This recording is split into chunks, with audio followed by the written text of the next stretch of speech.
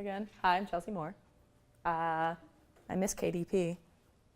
Anyway, so I'm from Traverse City originally. So when I got done with all my classes, I opted to student teach in my hometown. And I'm actually at the high school that I went to high school at. So it's pretty interesting. So student teaching, I'll tell you about my experience first. I'm teaching 9th grade American history at Traverse City West Senior High. Is anyone familiar with Traverse City? No. Yeah? West Senior High is huge. They have a graduating class of 450 every year. My graduating class a decade ago was 560. So it's a huge school. It was my mentor teacher's first time with a student teacher. So it's been sort of fun for both of us in that aspect. Okay, so basically what happens first, how close, is anyone like really close to student teaching? No? Okay. Well, what will happen is you will get an email from Karen Barr that says, so-and-so has agreed to student teach you to be your mentor. And you will go and you will do an interview with that person. Now, this is weird because like my interview was like really relaxed. He was sort of already like, yeah, you're coming, okay. And that was it. Some interviews are more like a job interview where do I want to have you as my student teacher? So prepare yourself for that. So then it is advisable to go before you actually student teach and observe them. So like the semester beforehand. So I went in May and watched him a bit, got to know him, got to know his ways. And then if you are student teaching in the fall, like I am, you will have 3 lovely days of professional development. Oh my goodness. Professional development is a lot more like related to that specific school. Basically, as a student teacher, you will probably just sit there for 3 days and listen and listen and listen and listen, because it's going to be a lot about like their plans for the future. You will glean a lot of information on like school norms and whatnot and what they expect of you. Interesting thing I learned at my professional development is that people are allowed to open carry in the school. So that was interesting. Like adults, not the students. So that was weird. Oh, and so then what I did was I started, and like we worked this out at the interview. For the first 2.5 weeks, I watched his lesson during first hour and then repeated for the following hours. And then gradually took over. Surprisingly, watching and repeating is a lot harder than presenting your own stuff.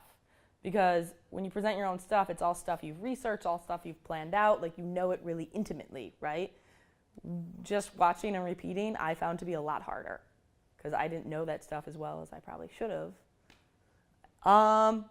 So gradually took over, right? I started like the first day I did 6th hour, and then I did 5th hour, and then I did 3rd hour, and then I did 2nd hour. And then eventually, and during this time, I was using some of that free time to unit plan. Oh my goodness, unit planning is, whoa, prepare yourselves. So unit planning and lessons. First, is anyone here a social studies? Who's secondary? Raise your hand if you're secondary. Okay, raise your hand if you're social studies. Hi. It's a lot of information to sort of like pack in.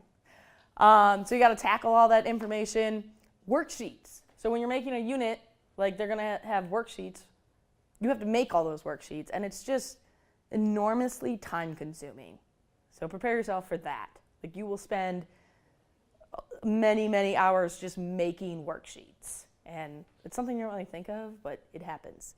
Right now, while you can, practice unit plan developments. In your Methods 1 and 2 class, like hound your professor about it. Practice making units. Don't just make one. And don't just let them like sort of go, oh yeah, it looks good. Practice it. And practice it whole way through. Make the worksheets. Plan out each and every single day, because that's what you'll have to do as a student teacher. And then total takeover. My mentor, I don't know if there's any hard and fast rules about if the mentor teacher is supposed to be in there. My mentor teacher, it's a 70-30. 70% of the time he's not in there. 30% of the time he is. So prepare yourself for that. And availability. This is something you should ask about at the interview. So secondary people, if your end goal is high school, that's cool. My end goal is high school, but I highly, highly, highly, highly stress that you should student teach at a middle school because of availability of your mentor. My mentor teacher runs a video game club, student store, and he's on a Sparta team, like a development team, and we're both on a school improvement team. So like he's really busy, and it's often very difficult for me to seek out his advice because he's not available because he has all these things going on. At a middle school, the teachers have a lot less going on. They have more time. So even if your end goal is high school, I highly suggest student teaching at a middle school because you will have more time to request that help from your mentor. Okay, workload expectation. This is interesting. It's different, and it's probably something you should ask about at your interview. So my experience, I had total takeover. I make all my unit plans. It's a lot of work, and I am the teacher. It is my class. On the opposite end of the spectrum, my buddy Brian is at Central High School, and he's not doing any planning. His teacher does first hour, and then he repeats. And that's been his entire experience, and that will be his entire experience. He is not getting any experience with planning or coming up with his own stuff. So make sure you ask about that at your interview, about how much you are going to take over. And like lucky him, he gets to have a social life. Then there's Emily 1. I have two Emilys in the building. So Emily 1, she has a similar experience to mine. She has total takeover. Emily 2 is even doing less than Brian is. Emily 2, she teaches a 20-minute lesson on current events on Fridays. And that's it. And I asked her, I said, well, what do you do all week? She grades his papers. Yeah, I know, right? Not getting the learning experience that she's paying for.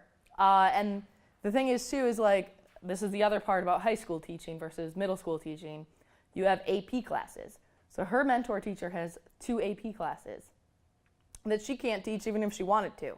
And then there's the prep hour. So 3 out of 6 hours she couldn't touch no matter how much she wants to. So my mentor teacher has 1 AP class during 4th hour, which is kind of nice because then I get like 1 extra prep. But, and her teacher is just really controlling. He doesn't want her teaching. So she gets to do a 20-minute current events thing on Friday. And that's it. So she's a little mad about that. Ask at your interview how much you will be taking over. If you want to take over a lot, which I suggest, because I've learned so much in the last, 8 weeks, 9 weeks. Like, if you had asked me in August to start teaching as a job, I would have been completely unprepared, and I knew that. But I have learned because of the total takeover. So I would suggest pushing for total takeover and make sure you ask about that at your classroom management tips. Consistency. Come up with a plan and stick to it. I made the mistake, unfortunately, of not doing that. I was a little inconsistent with my kids, and then I had to sort of revert back. So consistency is a big thing. Also, possible collision with your mentor. So you need to be familiar. Like, I have some classroom management things that I learned in college that I thought were great. He didn't like those ideas. And he had his own things. And he sort of wanted me to do his things. So make sure that at the interview and or at your pre-student teaching observations that you familiarize yourself with their classroom techniques, classroom management techniques, and that you're able to execute those because they will want them. Patience and stay positive. Patience, lots and lots of patience. Staying positive. Don't ever berate the kids. Do you know what I mean? It should be more like, I have this warm-up activity I do every Monday, and it's just, what behaviors can you demonstrate for a successful learning experience today? And then that sort of sticks with them through most of Thursday. By Friday it's a little downhill, but it's Friday. Unit planning. You will not be prepared for unit planning. I can guarantee you that 100% right now. you have no idea. In your methods class, again, like I said before, really harp on it. Ask your professor to challenge you, because no matter how much your professor challenges you about it, it will not even come close to being as challenging as actual unit planning. It's extremely time-consuming. It's extremely confusing at first. You have to be very, very well organized, prepared to go through a calendar many times. But as a positive, mentor teacher probably has like a zip drive or a file they can email you of a bunch of material. Now, in my case, this material was not organized in any way, which was unfortunate. My friend Brian, his mentor teacher, is very organized, so it was like civics unit file, day 1 file, day 2 file, day 3 file. Awesome for him. Didn't have that. Plus, you should really practice planning your own with their guidance available, because when you get hired, if you're planning and running into problems, you're not going to have anyone there to answer your questions. What's the other one? Oh, and yeah, use the internet. Plenty of stuff out there. Don't reinvent the wheel. For my World War I unit, I literally just Googled World War I unit and found one. Tweaked it quite a bit, but it was helpful. Lessons, Google lessons, individual lessons. Preparing yourself. Money. How many of you already know what you're going to do about money during your student teaching semester? You should probably get on that. You will not have, if you have total takeover, which you should, because that will teach you how to be a teacher, you will not have any time to make money, to pay rent or phone bill, food, nothing. Apply for scholarships. Get scholarships like mad. Save money.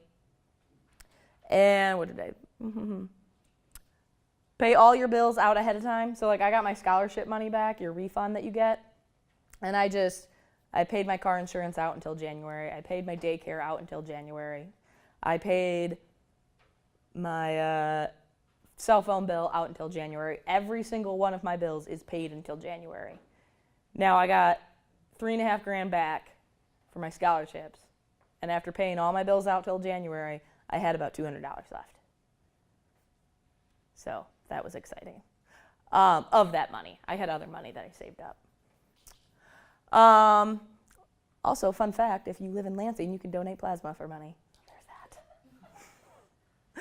Find somewhere to live for free, if you can. So like I went home, I moved back from Big Rapids back to Traverse City, so I could live with my parents, right? That's fun. So much fun. My friend Emily that I work with, the other student teacher, Emily 1, she had a really fortunate situation. She had some friends who have a summer house in Traverse City, and so she's house sitting, which I don't know why you need someone to like sit your house, but she gets to stay there for free. So she got really fortunate on that. And then Emily 2, she's staying with some friends who had a guest bedroom. So she got to stay with them. So that worked out. Although she probably has time to work, since how she only does that 20-minute lesson every day, every Friday. Pay all bills out ahead of time. Yeah, don't leave anything needing to be paid. Anything at all. Because guarantee on the fact that you will be broke. Just guarantee on that. So don't be like, oh, I'll come up with that $100 for car insurance somehow every month. No, you won't. You will just default on your car insurance. Sign up for substitute teaching immediately. This is the one way you can make money. So whatever substitute teaching organization is in the area you're student teaching in, like here it's EduStaff. In Traverse City, it's PCMI or WillSub.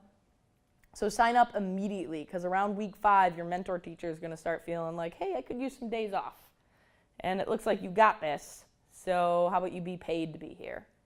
If you don't sign up for substitute teaching and your mentor teacher calls in sick, some other substitute's going to come in and sit on their butt all day while you work, and they're going to get paid and you're not.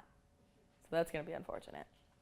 Preparing yourself emotionally. So on the first day, during those PD, try to locate the other student teachers in the building. I have 4 other student teachers in my building, and we go out for drinks every Tuesday. It's half off sushi and half off martinis. It's delicious. And we just, it's like word vomit. We just all de-stress. And that emotional support, I don't know how I would get through student teaching without that emotional support. You just go to them and you're like, oh my God, do you suck at this as much as I do? And they're like, yeah, I do. Not so much anymore, but like in those first couple weeks, it's a little rough. So yeah, support system. If you're student teaching in an area where your family is, that's really awesome. And building full of people. You are in a building full of people that you don't know, and they all know each other. And they've all known each other for years. And there is like no way, and they all view you as temporary. They all look at you and go, oh, you're only going to be here for 3 months. And they really don't go out of their way to interact with you. Your mentor teacher might, because you're with them all day. But as far as everyone else, like you will be surrounded by people and not know any of them. And like not everyone's like that. Obviously, some people are a little nicer. But for the most part, they sort of view you as temporary. And that's why you should really reach out to those fellow student teachers. Like immediately off the bat, just invite them out for drinks. Oh, that's all I have. That went really fast. Any questions? Oh yeah, that is something I should probably mention. Do not, absolutely under no circumstances, take another class while you're student teaching. I started college when I was almost 25. I was a single mother. I am a single mother. And I worked 40 plus hours a week while taking 18 credits. I got my degree in 3 years instead of 4 on top of all those things. I'm extremely proficient at time management and getting work done. And I am telling you, do not take another class while you're student teaching. Don't do it. Like if I'm saying that, trust me, you can't do it. It's just not possible. The only thing going on in your life should be student teaching. Sorry, didn't mean to like. How dare you even think of it? Any other questions? Do you ever have to come back to Big Rapids, like to meet with a professor or anything? Well, I had to come back for this, obviously. But no, so Ferris has, what do you call them, like statewide programs. And in Traverse City, there's the University Center. And I think there's one in Flint. See, she's nodding. There's one in Lansing. So, and Karen Barr will sort this out with you. So there should be, like my guy is Glenn Soloway, and we meet at the UC in Traverse City. And then we have one person who's in Kingsley, which is like 15 minutes outside of Traverse City. They come to ours too, because it's the closest one. So Ferris is pretty good about that. They try to be pretty nice to you there. So no, you don't. There are things that your student teaching advisor, Glenn Soloway, will expect from you while you're student teaching. You have to make like a portfolio, which I did over the summer because I just knew it was going to be expected, so I just made my portfolio. So it's done. I don't have to worry about it. I have to do assessment analysis, which is time consuming. And it's where you make one of your assessments for your students, and then you analyze how it went, like boys versus girls, special ed versus gen ed, stuff like that. So, and then we do like a weekly journal or a discussion post. So you will have that. Other questions? So you don't have to meet like as a class, do you meet? Well, it's called a cohort. Oh. So it's Brian and I, and then the girl from Kingsley. We all meet. We meet 3 times. Once before the semester. We just met like last week, and then we'll meet one more time towards the end. So it's your cohort. And like I've known Brian for years, so that wasn't like a surprise. This other girl's new. I don't know her. Any other questions? How soon did you know your placement before school started? Well, so I applied in the spring though. Actually, the due date was December 1st. So it was. I have to have my application in at the beginning of December, and I'm doing my next fall. My student teaching next fall. Okay, yeah, so you should know. I knew before summer. All right. Yeah, because I went and interviewed with him and then watched some of his classes in May. So I knew about March is when I knew. You're elementary, aren't you? Yeah. Yeah, that's so popular. I don't know why you wouldn't want to be high school.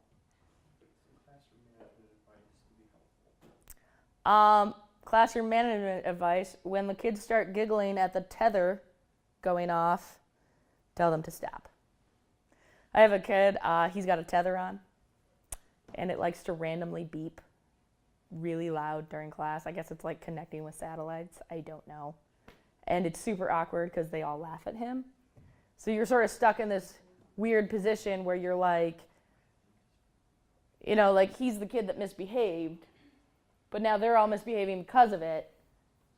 And basically you just have to tell them to stop.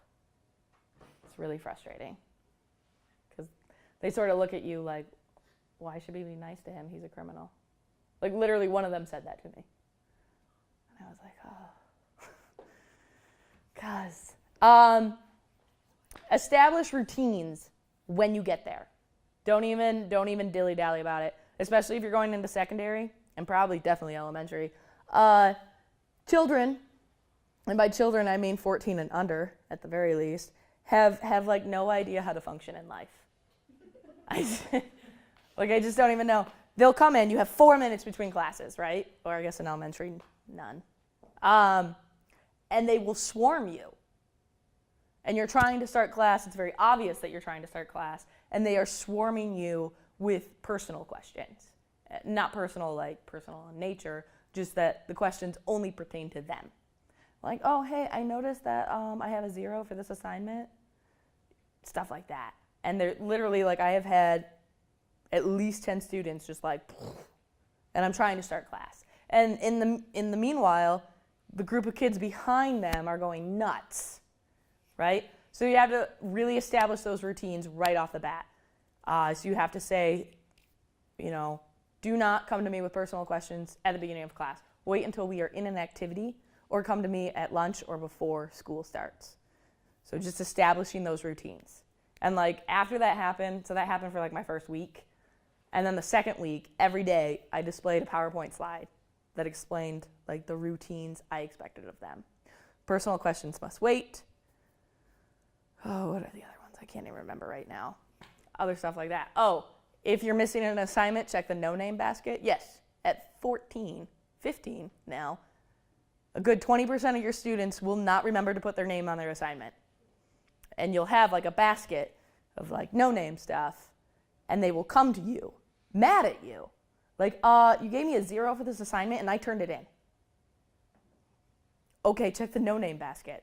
I have said check the no-name basket every day for the last 9 weeks, which strikes me as odd because every Monday I still show that slide of classroom expectations. If I have a 0 for an assignment you're sure you turned in, check the no-name basket. Like they just have no idea how to function in life. And so that's part of your like teaching too, is you have to show them that, like the appropriate ways to realize that if you've been talking to your neighbor for 3 minutes about something not related to history, it's probably time to look up at the front of the class and see what's going on. Like stuff like that. They don't realize that for some reason because they're children and they're young and they're cute. They're adorable. Even at 14, they're like little kids. They're so cute.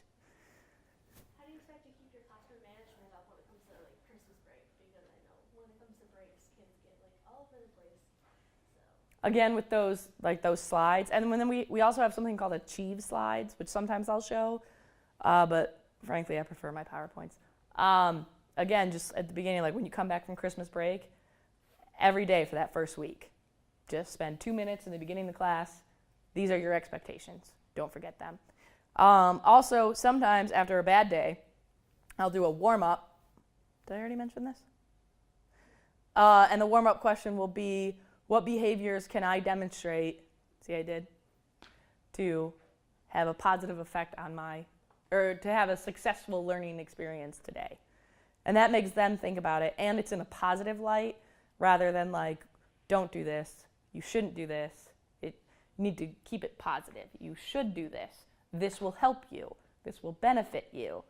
So yeah, when I get back from Thanksgiving break, I'll probably spend that entire week, every day, 2 minutes at the beginning of the class. This is what's expected, in case you forgot, over the weekend. When is your student teaching actually done? December 11th. We're getting close. I know. I can't wait. Okay, so here's the thing about student teaching. The first 5 weeks, you will feel like you're dying. You will feel like you are horrible at life and that you should have never become a teacher ever. Uh, and then you'll get the hang of it. And then those second 5 weeks, which I'm just finishing off right now, it'll be like this beautiful experience where like you kind of know what you're doing, but your mentor teacher is helping you out a little bit. And then by about week 9, you're ready to just do it yourself. Like I'm at the point now where I'm like, could you leave? Like this is my classroom, just go away. Do you know what I mean? Like I'm ready, because his classroom organization / management is very different from mine. So I'm still sort of having to like mold myself to that. And I'm at the point where I'm like, okay, I can't wait to have my own classroom and do my own thing. Like I feel confident now in teaching and my ability to make a unit, and I want to do it my way. Do you get what I'm saying? What are your plans for like next semester when you're not student teaching? Well, so all elementary. Secondary, have you taken both MTTCs yet? Have you taken any? So you have to take 3 total, right? The basic skills, and then your major and your minor. I haven't taken my minor yet. So I plan to survive this semester. That's the goal. And then I will probably take my second MTTC, and then I will apply for my license. So I probably actually, your certificate, probably won't actually get that till like mid-January. So I won't be looking for a full-time job. Especially it's so awkward, like in the winter break, there's not as many job openings. So I will probably sub for a long time. Subbing is a good way to get your foot in the door. I will probably go back to the nursing home on the weekends to recover my bank account, but then also subbing during the day. So you want to make sure that you have both of your MTTCs taken, the major and the minor, because when you apply for your certificate, if you apply for it when you've only taken one, and then you take your second one, and then you apply again, you'll have to pay another $150. Do you get what I'm saying there? That's why I'm waiting. I'm like, why pay $300 when I can only pay $150? Does that make sense? So subbing, working at my old job to recover a little bit. Now, if you student teach in the spring, you'll have the summer to do this, to take your second MTTC and work somewhere else to recover your cash. But after that, Michigan is hiring, but down south is hiring a lot more. I know people try to like get you down as a teacher. They'll be like, oh, you'll never get a job. That's not true. If you're willing to move, you will 100% get a job. My friend Carolyn, she graduated a couple years ago. She got a job in North Carolina after a phone interview. That was it. And it wasn't even a long phone interview. It was like 10 minutes. And they were like, yeah, sweet, you're hired. They gave her a $4,000 like moving bonus.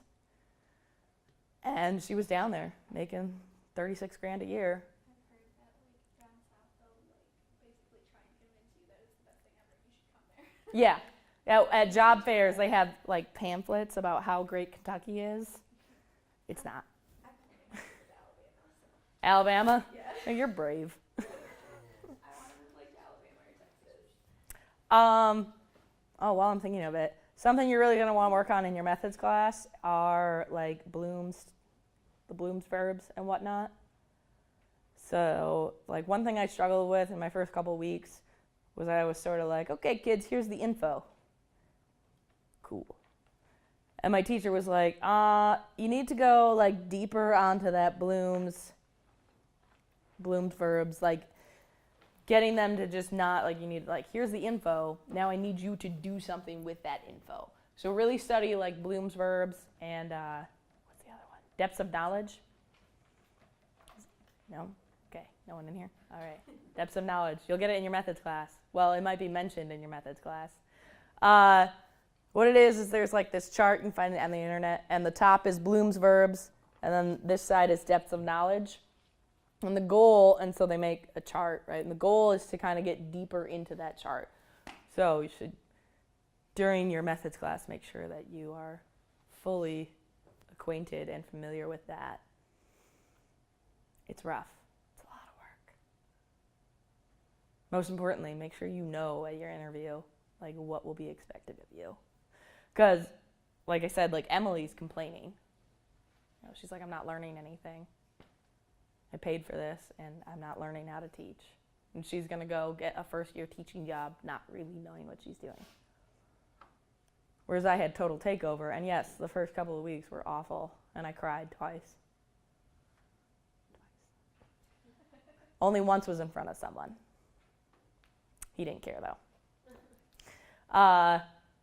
But then once you got it, you're like, whoa, I got this. I can go teach. Awesome.